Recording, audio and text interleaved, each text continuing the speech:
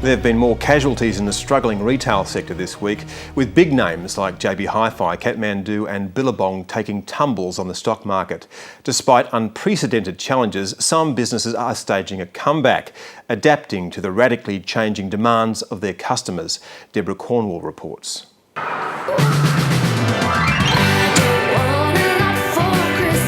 An Ultra Matrix.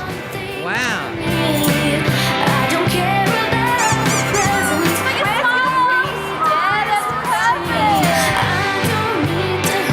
So what would you like for Christmas? A man. It's the annual boom time for retailers. But while the stores are jammed with last-minute shoppers, in the post-GFC world, nothing is quite as it was before. With everything going up except our wages, it's kind of hard to splurge this year. The rise and rise of online shopping, the high Australian dollar, and now the global shakeout from Europe has crippled many retailers, big and small. I think consumers have become a lot more savvy and relatively ruthless in kind of saying, if I can find the same thing and I have to wait no more than a couple more days, then I'll definitely take the cheaper option. In the past week alone, some of the country's retail giants have taken a big hit on the stock market. And according to Gerry Harvey, the founder of Australia's biggest electrical retailer, there's more carnage to come.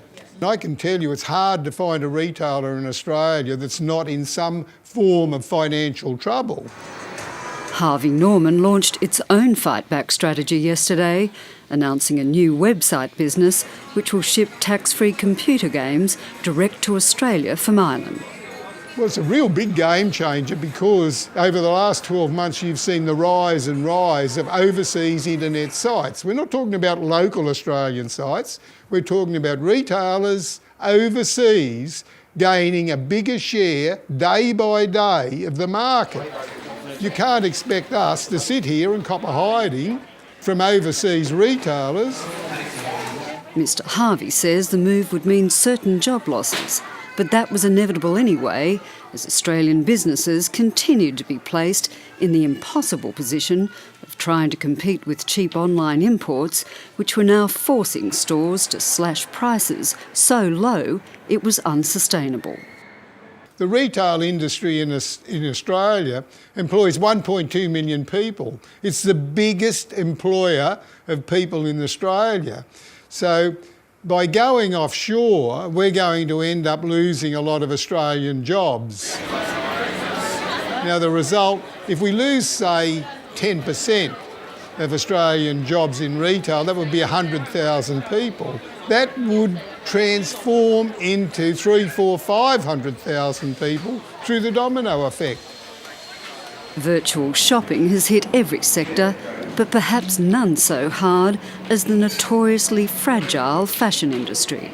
Look, the fabric in this is absolutely amazing. You know, it's a cut velvet. The online phenomenon really started to kick hard about 2 years ago, and in particular in the last 18 months. You know, this amazing necklet. And what we've discovered then is people will blatantly walk into the store, use it as a fitting room, try on what they want, and then very discreetly make a note to themselves and then go home and shop the world until they can find it for $50 less or $200 less. For 2 decades, fashion maven Belinda Sepper has paved the way in high-end fashion retail across the country. But that didn't spare her going into voluntary administration. Unfortunately, last year, I think it was in about May last year when sales seriously tanked. They really tanked. And it wasn't just us, I mean, it was across the board. It was the worst retail conditions, I think, in 50 years.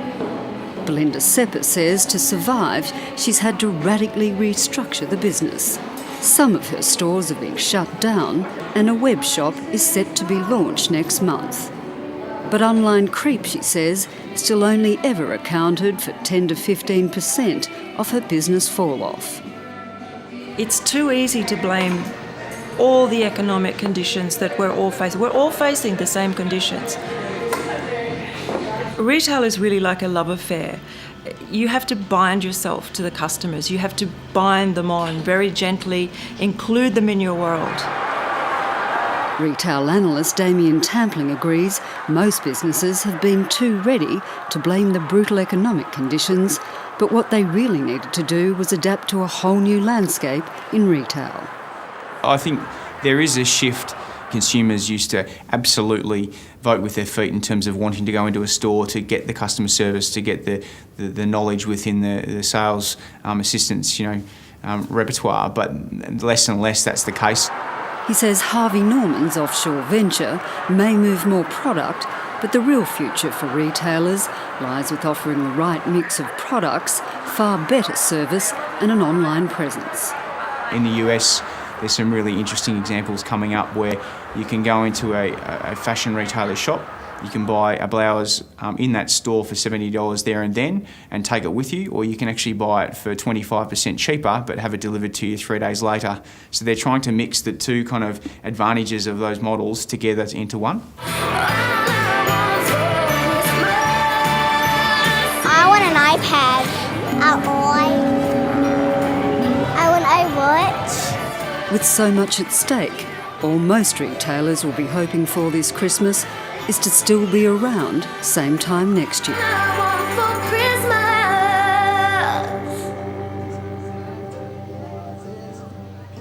Deborah, Cornwall reporting.